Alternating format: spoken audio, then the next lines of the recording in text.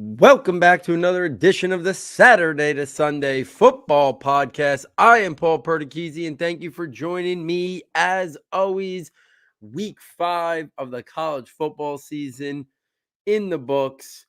Recording this right before Sunday night football is set to kick off with the Kansas City Chiefs and the New York Jets. Recording a day earlier today, so tomorrow night I could watch my football Giants and hope that they could save their season to get to 2-2 before they have two tough games coming up in Miami and Buffalo. But here we're going to break down everything that happened from week 5 of the college football season. Talk a little bit about week 4 of the NFL season as well with our rookie report and our dynasty fantasy stock report. But we started out where we start out every single week, and that is the NFL draft report for the 2024 NFL draft. We do that with our S2S first string and second string teams of the week. And then we take a look at our S2S Devy team of the week in the Devy slant, talking about some of the top underclassmen who are not draft eligible, who you maybe should be looking to get on your Devy teams now as well. So let's get right into it with the first string team of the week for week 5. Finally get to bring him up, and that is Mr. Caleb Williams out of USC. He beats Colorado. He helps the Trojans beat Colorado this past week, 48-41. He had 30 of 40 for 403 yards and 6 touchdowns. And to be honest with you, if that game was closer from the start, I think it could have been 7 or 8 touchdowns. I think USC took the foot off the gas a little bit there. The first string running back of the week was Ray Davis out of Kentucky. Kentucky rolled over the Florida Gators 33-14. Ray Davis had 26 carries for 280 yards and 3 touchdowns. The first string wide receiver of the week was Taj Washington out of USC. He had 8 catches for 117 yards and 1 touchdown in that game against Colorado. And the first string tight end of the week, back-to-back weeks, Brock Bowers just standing far above the rest out of Georgia. Georgia comes back and beats Auburn 27-20, a little bit of a scare there for the Bulldogs. Brock Bowers, 8 catches, 157 yards, and a touchdown, putting up, numbers that we do not usually see a tight end put up for sure. So let's start with the USC duo. Obviously Caleb Williams, the consensus first pick next year. Listen, I get that maybe some teams might, prefer Drake May. And I know some teams are intrigued with, Shea Sanders. But, I think some of this is just creating a little bit of a storyline. I don't see a scenario where Caleb Williams is not the first pick in the 2024 NFL draft. Right now, with the Bears holding their own pick and holding the Carolina Panthers pick from that trade last year, I think the Bears right now are clear in the front run in terms of being the best spot for Caleb Williams. Caleb Williams' dad has came out and said, he could go back to college if they don't like the scenario. Listen, we see what Chicago, and I know Justin Fields had a bounce back week statistically this week, even though they blew the game and got the loss. We've seen the mess at times of what what Justin Fields has been going through. Is that one of those scenarios where, Caleb, his dad, his team might say, you know what, we're going to go back to USC another year. The NIL money, gives them a lot more security than what it used to. And we're gonna wait for a better situation potentially. I still think it's a long shot, but there's been enough critique out there about the Bears and that if it is the Bears who hold that first pick, and they do have 2 shots, but like I said, with holding their own pick and the Panthers pick, it's at least something to keep in the back of your mind. But when you watch him play, man, he's so special. I watched that Colorado game start to finish. He makes things look easy. He makes plays where it would look like it should be a really hard play, and he makes it look simple. His ability to play off structure, his ability to throw from multiple arm angles and multiple platforms, his ability to, buy time in the pocket, move around, but keep his eyes downfield, take off and run when he needs to, change the velocity. If does he need to put more on it, does he need to put less on it and put more touch on it? He really is the complete player. And like I said, when we studied him in the summer, I think he's going to be the most highly regarded quarterback coming out since Andrew Luck. I think he's going to be superior than what Trevor Lawrence was coming out in terms of people. He might not fit the prototype that Trevor Lawrence did, checking off every box, size, everything. But I think Caleb Williams is going to be a more highly regarded prospect, just how special of a player he is. And he just seems to make everything look so easy. And let's not kid ourselves. Yeah, they've had good playmakers, they have a good scheme, but they don't have this great team around him. Their defense is terrible. Their O-line is okay. They don't have an elite running back. So it's not like he's just sitting there like on this stacked team, like, Ohio State teams from the past where the wide receivers just make things look so easy. Caleb Williams has not had that privilege, and he's still put up these staggering numbers that he's done. And this year, listen, everyone expected, Dorian Singer, Mario Williams, and Taj Washington has really been impressive in the early going here. So I kind of wanted to throw him out there as a new name. He's only 5'10", 175 pounds, and that profile is pretty similar to like Mario Williams. But I mean, Taj Washington, he's up to 18 catches, 395 yards, and 5 touchdowns on the year. He's putting together a really strong statistical year right now in this offense. So I thought he deserved a shout out this week, kind of pairing him there with his quarterback in Caleb Williams. So the small diminutive speedster there in Washington, can make things happen after the catch, can get vertical, interesting player there, Washington. We knew somebody was going to emerge with Jordan Addison moving on. And, Washington is really, see some of this opportunity in the early going of the college football season. Brock Bowers, listen, there's not much more to say. I think the question will continue to be top 5, top 10, top 15. Like I still say top 15, but he's a special prospect. So if it's in the back half of the top 10, I would not be surprised. But I mean, like, you just don't see even special talents like this. You don't really see numbers statistically that Brock Bowers is doing, week in and week out. We know Kyle Pitts was considered a unicorn prospect. I think the consensus might be that Brock Bowers is even a better prospect than what Kyle Pitts was coming out. And that's saying a lot. I mean, because Kyle Pitts went ahead of some flat out superstars because of how much of a unicorn people considered him. And, is he not living up to the hype because him? Is it this team, the scheme? Is it a combination of both? Right now we don't really know. But we do know Bowers is a special talent. And, he's one of those guys that, at some point we'll just have to stop putting him on this list because, like, unless, there's such staggering numbers, because we could put him on here every single week because he's just going to have the numbers that resemble so much better than almost every other tight end in the country. Ray Davis out of Kentucky, I wanted to get him on there because the 5'10", 216-pound senior running back, he's up to 600 yards now and 8 touchdowns on the year. Obviously, when you go for 280 and 3, that's going to make the whole season look good. But I mean, he still had 320 other yards going into this game and 5 touchdowns already, putting together a really strong senior year. Kentucky with the big win over Florida this week. Davis is a guy that I think we got to get on our radar a little bit. I want to do a little bit of a deeper dive so I get more comfortable, with his game. I watched some of that game this past weekend and I came away impressed. But, I don't like to really start delving into what I think about the overall package, the athleticism, the burst, the speed, the vision, patience, until I watch a little bit more of him. But he's a guy now that performance puts him on the radar. Performances like that put him on the radar for things like the Senior Bowl or the East-West Shrine Bowl or the NFLPA Bowl. It puts him on the radar for people like myself and other people who enjoy doing this on the side, to watch him and know him about him a little bit better, to bring him to the forefront a little bit. So that's what Ray Davis is doing this week, with that performance. If we take this to the second string team of the week, we'll start with Jackson Dart out of Ole Miss. He beat LSU 55-49. The Ole Miss upsets LSU. Dart was 26 of 39, 389 yards and 4 touchdowns. Also chipped in a rushing touchdown. The S2S running back second string team of the week was Jonathan Brooks out of Texas. Texas rolled over Kansas 40-14. Jonathan Brooks had 218 yards and 2 touchdowns. The second string wide receiver of the week is Brian Thomas Jr. out of LSU, back to that Auburn LSU, high scoring affair. He had 8 catches for 124 yards, 3 touchdowns. And then the second string tight end of the week was Eric All out of Iowa last year, out of Michigan. He helped Michigan State.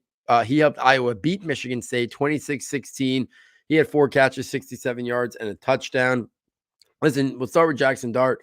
In that Ole Miss LSU game, this is a guy who's been on a little bit of a Devy darling for quite some time. And this is one of his, maybe you can make the case, arguably his best performance in his collegiate career, versus LSU. I know LSU is not a juggernaut defense anymore, but 55 points, leading Ole Miss to the upset over LSU. I mean, when people were excited about him and had him higher up in Devy ranks, I think these were the type of games that people thought maybe he had in his repertoire. So it was good to see him put this type of game, and we kind of see if this catapults, his season here, and maybe gets people talking about him a little bit. But really impressive performance from Dart this past week. So let's stay in that game. Brian Thomas out of LSU. Listen, we've talked a lot about Malik Nabers. He's my number 2 wide receiver for the 2024 NFL draft. I think he's a potential top 10, top 15 type player. But Brian Thomas Jr. out of LSU, junior, 6'4", 205. So another one of those prototypes. He's up to 33 catches, 537 yards, and 5 touchdowns. So, I mean, he's putting together, right now, statistically, he's right there with Malik Nabers. So I think you're going to start hearing Brian Thomas Jr.'s name thrown into the mix a little bit more. I mean, LSU, he's got the pedigree, he's got the college right there, and then he's putting up these statistics and he's doing it alongside Malik Nabers, so people are watching Malik Nabers and they're going to be impressed with this kid as well. So he's a new name that I wanted to bring to the forefront. Again, I haven't watched him a lot, just really honed in on him. Obviously, I watched a couple LSU games start to finish this year. And I've came away impressed with Brian Thomas Jr. as a legitimate draftable prospect. So he's a guy I want to kind of dig into the film a little bit more on. Jonathan Brooks out of Texas, we were wondering who was going to replace the production of obviously Bijan Robinson, but not just Bijan Robinson, but also Roschon Johnson.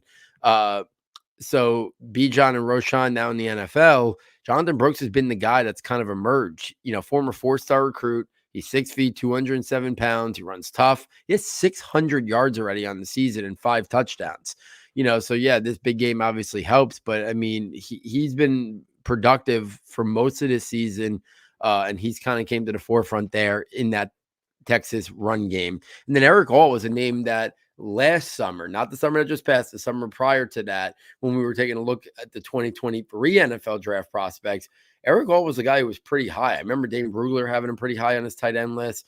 There was a lot of people intrigued with Eric All going into last year's college football season. Obviously, it was, he got hurt. Luke Schoonmaker kind of ran with that job then. Eric All, doesn't play much, doesn't produce much, ends up transferring to, obviously didn't come out last year.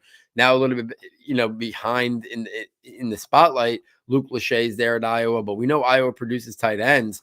And, Eric All is a guy who I think, his former, went to Michigan, was a highly regarded prospect, was highly regarded before the 2023 college football season. I mean, before the 2022 college football season started, didn't materialize there, but now he goes to Iowa. We've seen them produce tight ends. We've seen them come, tight ends from Iowa come to the league, very fundamentally sound, better athletes than we give them credit for, better pass catchers than we think, and Eric All is one of those guys that, yeah, he's not going to, he's not going to see anywhere near the targets of some of the other top tight ends in the country, especially sharing with Lachey there. But he's a guy that is intriguing nonetheless. So I thought he's a fun name to bring up there. And then our one honorable mention from the NFL Draft Report and the teams of the week here for the draft eligible guys was Jaden Daniels. I mean, we talked about Caleb Williams, we talked about Jackson Dart, but Jaden Daniels in the LSU game brings LSU all the way back, almost comes all the way back to beat Ole Miss after they fell way behind early on. 27 of 36, 414 yards and 4 touchdowns. We've talked about Brian Thomas Jr. before. We've obviously talked at length about Malik Nabers, but Jaden Daniels is the guy who's piloting, that team right now. And he's putting together statistical numbers that, like I just mentioned in the past, I didn't think he was capable of. And he's now building off of it. It's not one week and then it's week to week now. You're seeing Jaden Daniels put it together, and you're seeing this LSU offense become a juggernaut in terms of production. And it's coming from Malik Nabers, it's coming from Thomas, it's coming from Daniels himself. So I think Jaden Daniels has now thrown himself into the mix to maybe be looked at as a day 2 guy. and an intriguing quarterback prospect in his own right. The growth and development he has shown, teams want to see that. And I think we've seen a lot of it over Jaden Daniels since he's now, from where he started Arizona State to now where he is at LSU. Let's shift this over to the Devy slant, and let's talk about the S2S Devy team of the week. Now, again, we talked in the past that we weren't going to force this. I didn't see any quarterbacks that really stood out. We've talked a lot about Drew Lar. We've talked about Cabe Klunick. We've talked about, a couple other guys. Instead of reiterating the same thing, if something doesn't stand out, just like at the tight end position, there's not a lot of underclassmen, non-draft eligible tight ends, who are right now are very high on the radar. So this week I got 3 names for you. It's 2 running backs. It's 1 wide receiver. They make up our S2S Devy team of the week for week 5. Quinshon Judkins, running back out of Ole Miss. He helped Ole Miss win that game over LSU. He had 33 carries for 177 yards and 1 touchdown. Fans of Quinshon Judkins have been waiting for this breakout game this year. This was his moment. 177 yards, carrying a heavy, heavy workload there as well. Another running back who is very high up on Devy ranks is Jaden Ott out of California. He helped Cal beat Arizona State 24-21. He carried 29 times for 165 yards and 1 touchdown. And then Tyler Brown out of Clemson. He helped the Tigers beat the Orangemen 31-14. He had 9 catches for 153 yards. But the thing that I think stands out is Tyler Brown's putting together a very strong year for a very early underclassman. He has 21 catches for 316 yards and 2 touchdowns. So we've talked a lot, in the past about Clemson wide receivers. Obviously, Antonio Williams is the guy that's very high on people's Devy ranks, from Clemson. But it was Tyler Brown, who right now is off to a very good start to the college football season.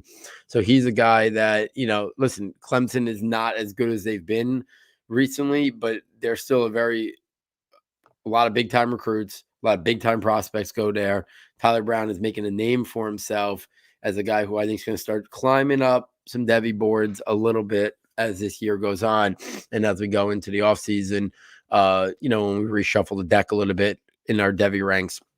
And then Quinshon Judkins, listen, I have some question marks about, his speed, his burst, his athleticism, but he's got great vision. He runs tough, quick feet. So Judkins is a guy who some people might have a little bit higher up on their Devy ranks. I like him. I do.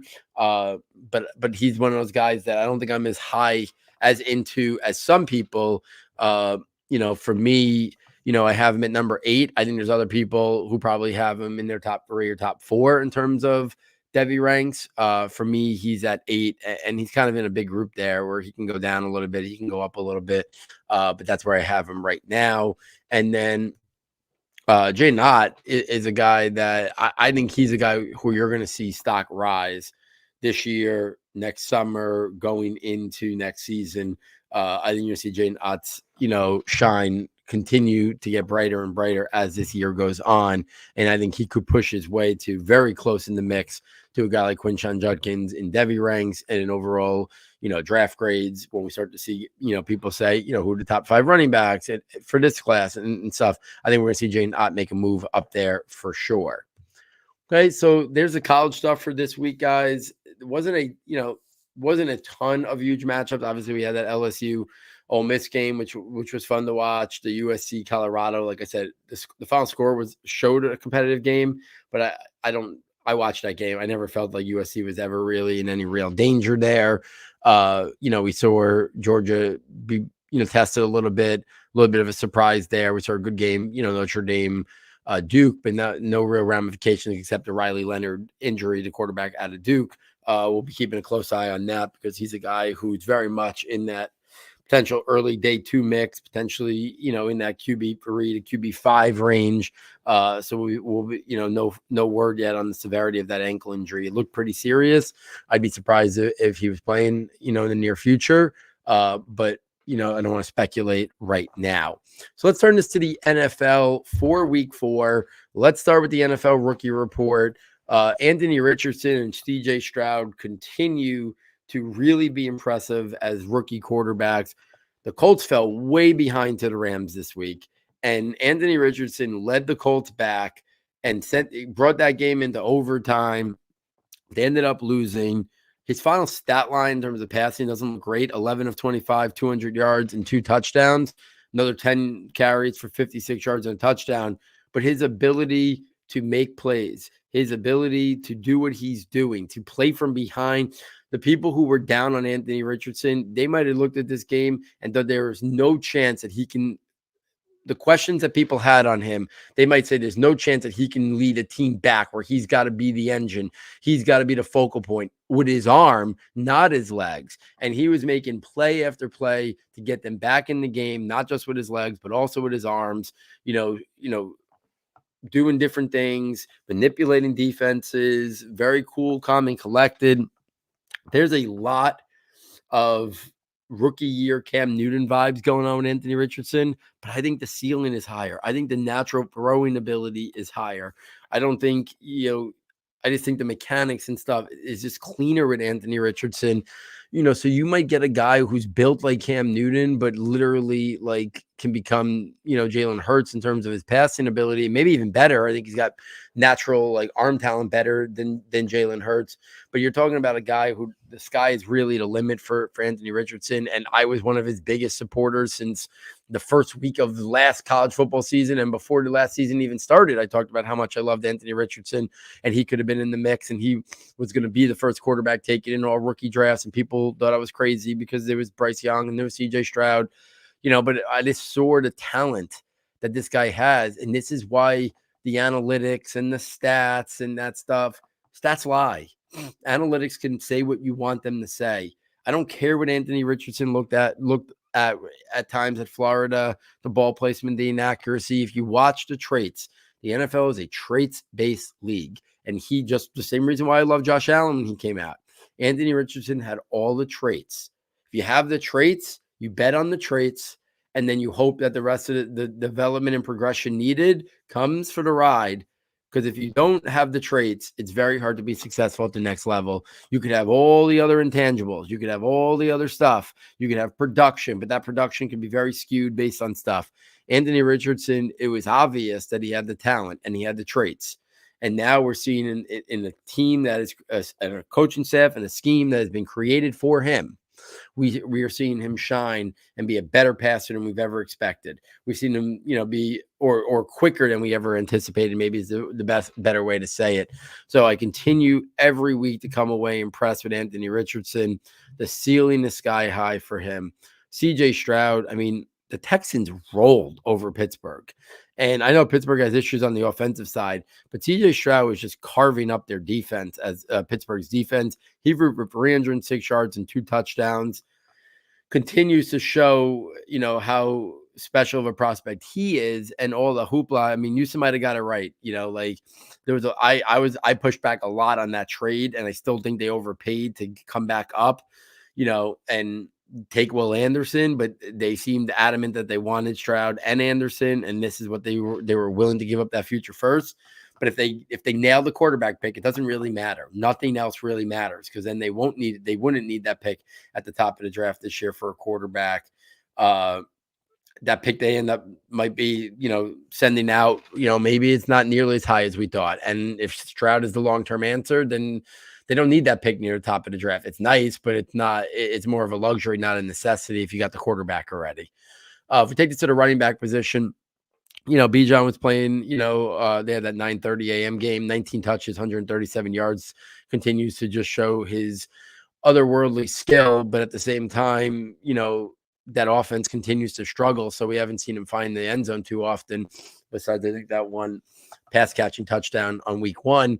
But again, this week it's about Devin Achane again, or I guess the appropriate way now to call it is Devin Achane. Doesn't want to be Achane anymore. Achane. 8 carries, 101 yards, 2 more rushing touchdowns, chipped in 3 catches, 19 yards. The Bills absolutely put it to Miami. But when that game was close early on, it was Achane as the reason why it was close. And then he also showed his big playability. I think it was early in the third quarter. He had an explosive run. But this is going to be a guy that they're not going to be able to put the genie back in the bottle. Like, he had 11 touches this week. I think Mostert only had 7 carries, so he out carried him by 1. I know Jeff Wilson's coming back. I know they like Savine Ahmed, but he's a big play waiting to happen. It's Chris Johnson. It really is, C2K, like reincarnated, who I thought he was.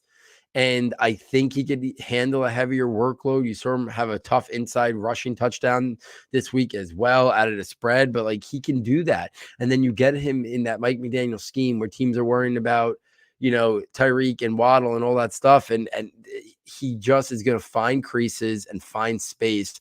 I know Miami plays the Giants next week, and, I'll be watching that game start to finish. I have no idea how the Giants are going to contain anything about the Dolphins offense. The Dolphins offense next week could easily go right back to putting up a 47 spot, because I don't know how the Giants have any answers for Hill and Waddle, who hasn't even had a big game yet, Waddle. And then now the level of attention you need to make sure you're paying on, Devin Achan right now, because if people are still questioning him, use that to your advantage. I'm going to talk a little bit more about that in the NFL Dynasty Report coming up. At the wide receiver position, Puka Nacua, I mean, it's just getting ridiculous. I mean, he had a good matchup this week. My DFS teams had him all over, but 9 catches, 163 yards and a touchdown. Like, I mean, you just don't see rookie wide receivers doing this. One game here or there, but the consistency, like, it's going to be fascinating to see when Cooper Kupp comes back, exactly. But he's not just doing the straight Cooper Kupp route. He's playing more of the Robert Woods role. So I think there's enough to go around. I mean, obviously he's going to lose volume, the Cooper Kupp. Cooper Kupp warrants a ton of volume, as we've seen over his career. But, it's going to be fun to watch these guys as a duo together. It's going to be interesting. And I think the question starts to become, I know I've said this before, and I don't think it's going to, I think this year they've shown enough now that it's not going to be a thing this year. But Cooper Kupp's older than we think. If at some point they hit the reset button, at some point, if they say, okay, Stafford's going to retire, or he wants to go somewhere else to end his career, do they think about, okay, what can we get for Cooper Kupp? Can it help us get to the next wave of guys? And now with Puka Nacua in town, I think it's even a more realistic scenario to at least discuss at some point down the line. But due to their success early to start the year here, I think that leads to that conversation probably not being about this year, but maybe being about next offseason or next year's deadline or something like that. Sam Laporta played on Thursday night, but just continues to be an integral part of that Lions pass offense. It'll be interesting to see if there's a usage role in terms of his looks and targets, with Jameson Williams' suspension being immediately down to 4 games with some changes in that policy. So Jameson Williams set to come back next week. I'm sure he's going to need some time to fully, get the reps that they want him to, and the snap counts and stuff. But it'll be interesting to see if Laporta's looks are impacted at all. And let's not lose sight that they love Jameson Williams. They traded way up last year to come get Jameson Williams last year, to pair him with Amon-Ra St. Brown. I mean, their puzzle pieces really are picturesque. If Jameson Williams becomes the guy they think he could be, with the ability that Amon-Ra has to just uncover and create space at all 3 levels, Jameson Williams, big playability now vertically down the field, Laporta, Jahmyr Gibbs out of backfield doing his thing, they're going to have, they have the makings there to be like another greatest show on turf type thing. And it's kind of funny, like we saw Goff with the Rams, and they have a lot of success, and now he's in this scenario where if these guys pan out, he's got all these weapons again, all these guys with speed and big playability, from the wide receivers, the running back, the tight end. It's going to be a fun offense to watch over the next couple years, for sure. Let's spin this over to the NFL Fantasy Dynasty Report for this week. A couple of things I want to talk about. I already mentioned Devin Achan. I wanted to let the listeners know he's up to 12th in my overall RB Dynasty rankings. I know it's aggressive, but I would still be aggressive in trying to get him now. Some people might still be worried it's not sustainable. He's still only seeing, like 10 carries a week. And if that's their plan, he can't be a fantasy superstar. He can't be a RB12 in dynasty ranks. But when I look at my dynasty overall ranks and I look at the running back position, the guys that have over him right now are Bijan Robinson, Christian McCaffrey, Breece Hall, Jonathan Taylor, Saquon Barkley, Tony Pollard, Jahmyr Gibbs, Austin Eckler, Travis Etienne, Josh Jacobs, and Kenneth Walker.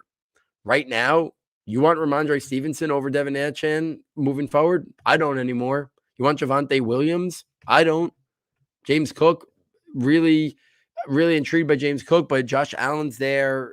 He's basically the goal line runner. They haven't shown the willingness yet to hand James Cook that. Nick Chubb coming off another major injury, a lot of wear and tear. Derrick Henry doesn't look like the same player. Joe Mixon had to take a huge pay cut just to come back to Cincinnati. Who knows what his career looks like? DeAndre Swift is rejuvenated, but he's on a one-year deal here at Philadelphia. So, I 12's aggressive.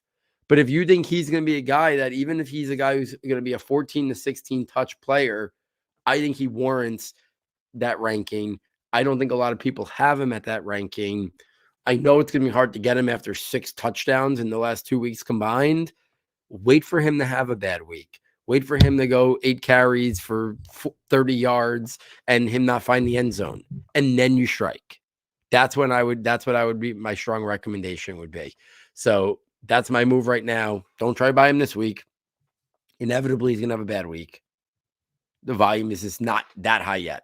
But don't confuse this year's volume with what next year's volume might be or the year after. It's the same thing with Jahmyr Gibbs, right? Like, this isn't going to be his volume indefinitely. David Montgomery has been very good this year. He fits that Lions offense perfectly also. So Jahmyr Gibbs is in people's top 10 dynasty rankings, RB position. I said it before draft. I'll say it again.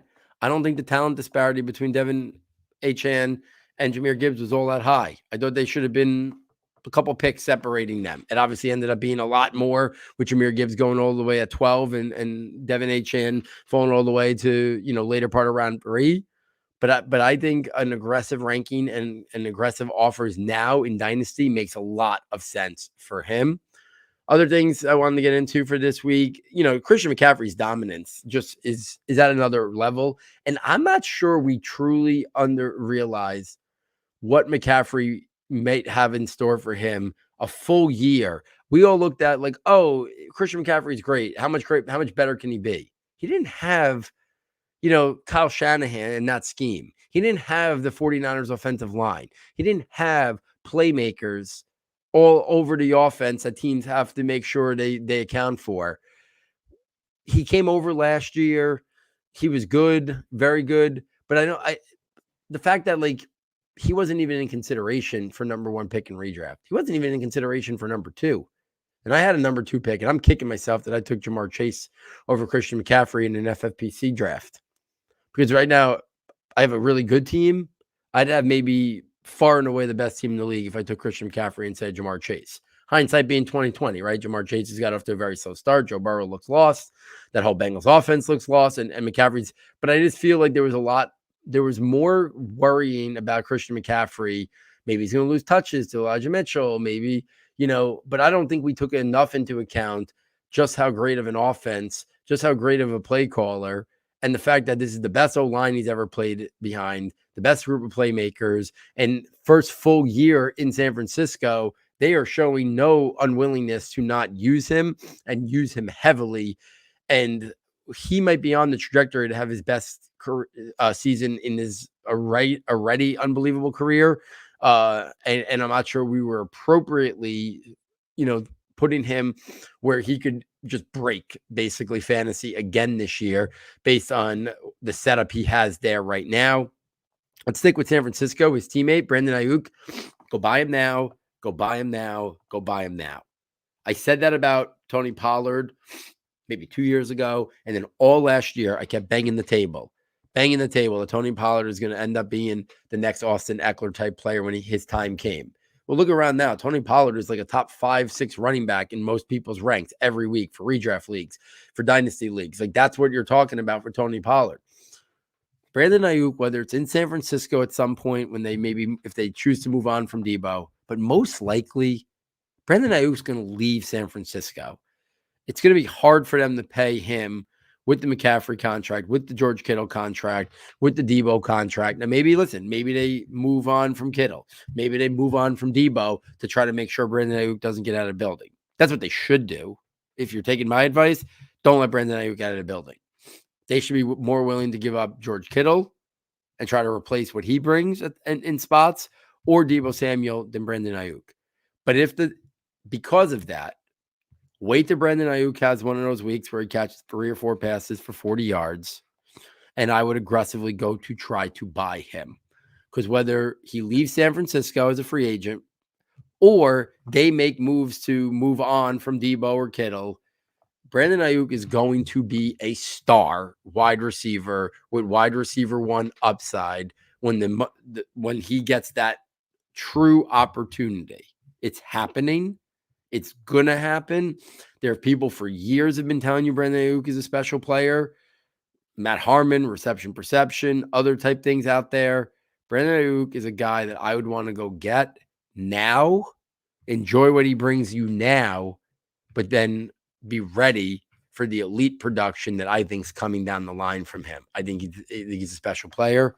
The tight end position, if you're in need of tight end help, go check in on the Jake Ferguson owner. Make sure that he's being appropriately valued because he is seamlessly taking over the Dalton Schultz role. Dak Prescott loved throwing to the tight end. So unless Dallas is planning on moving on from Dak Prescott, and I don't think they are, Jake Ferguson is one of those guys that it's not sexy, it's not fun, the ceiling's not super high, but reliable. This is a guy who they look for over and over down the seam, in the red zone. I know, they invested, last year in the draft early in a rookie tight end, but I think this is Ferguson's job right now. And he is seizing that role. And I think he's a guy that would be an intriguing dynasty buy because I think what you end up happening is you get people who are, one, concerned about Luke Schoonmaker, how high they took him. 2, they think that, anybody, they think it's plug and play. And maybe it is plug and play. But right now, it's going to be hard for Schoonmaker to take the job from Ferguson. Once upon a time, Jake Ferguson was a little bit of a Devy darling in college. He broke out, had a great, I think it was either freshman year or whatever, and he ended up having a solid collegiate career. But I watch him play and I walk away. I think he's a better player than what Dalton Schultz was for them. And, we're seeing Dalton Schultz have a very minimal role in Houston because I think he's probably an average player. I think Jake Ferguson might be a better talent than Dalton Schultz. And now he's in this offense. So just if you're in need of a tight end, I would just check in on the Jake Ferguson owner, see what they think of him, see if they're valuing him as a guy who might be a low tight end 1. And I know there's a lot of guys who can be in the low tight end 1 mix, but this is a guy who the setup there right now is pretty pristine for how much they want to involve him in different facets of their offense. And then last but not least, Joe Burrow. I wouldn't panic. I don't know if this is injury related. I'm not really sure what's going on, but we know Joe Burrow is one of the most talented quarterbacks, in the National Football League. We know he missed time missed all of preseason. He got re-injured himself. I think it was after week 2. I don't think anybody would be panicking, but if there's somebody who really does panic quickly and for some reason they're not appropriately valuing Joe Burrow the way that he should be, then you make an aggressive offer and go get him. If you have him, you don't get worried. He'll be fine. He'll figure it out. If it's not this year due to the injury or something, at some point, well, it'll be eventually. He's too talented of a player. He's tied to the hip to Jameer. Him and Jameer Chase are tied to the hip. At the hip. Jameer Chase is one of the most talented wide receivers in football. So don't panic about Joe Burrow is my last dynasty tip of the night. Check in on the owner who has him and make sure he's still fully valuing him at what he should as basically a top 5 dynasty, fantasy quarterback. And if he's not for some reason, then make an aggressive offer to go get him because I just think it's more sooner rather than later. They'll find their way this year, or if it's the injury thing, the injury will clear up and we'll see Joe Burrow being the Joe Burrow that we know and put up the numbers that we expect from him. So there it is, guys. The NFL Rookie Report and the NFL Dynasty Fantasy Stock Report for Week 4 of the NFL season, on top of the NFL Draft Report and the Devy Slant, where we shared our S2S Teams of the Week for Week 5. If you're enjoying this content, please get over to the website, ssfootball.com. Fastest and easiest way to get there. Check out our premium content tab, guys. $9.99. There's not much in the world anymore you can get for $9.99. That purchase helps us tremendously continue to do what we do here at Saturday to Sunday. Every sale that we make goes right back into the company to pay for the servers, to pay for the subscription fees, everything that we need to continue to bring you the podcast without putting anything behind a paywall or anything like that. So please, if you've been a long-time listener but never bought the notebooks, consider purchasing them. If you're new to us, check them out. We really think you'll enjoy them. For $9.99, you get 3 notebooks total. You immediately get access to our rankings notebook, all our different rankings, draft eligible, Devy, dynasty rookie rankings, overall positional dynasty after the next draft, 2024 dynasty rookie rankings, IDP rookie rankings. You get the scouting notebook, which has detailed player profiles and almost 100, draft eligible prospects already. Strengths, functional areas, developmental areas, how they win, NFL roles, scheme fit, fantasy spin.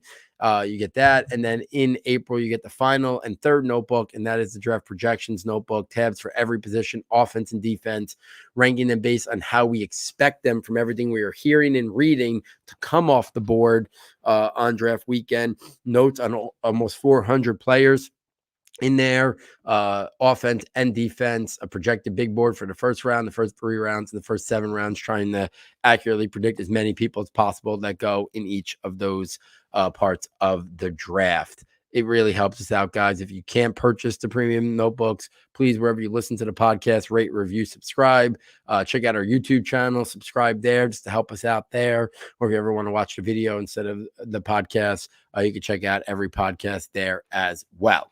So, on behalf of our sound tech engineer, David Nicano, and myself, thank you for joining us. I look forward next time taking you from Saturday to Sunday.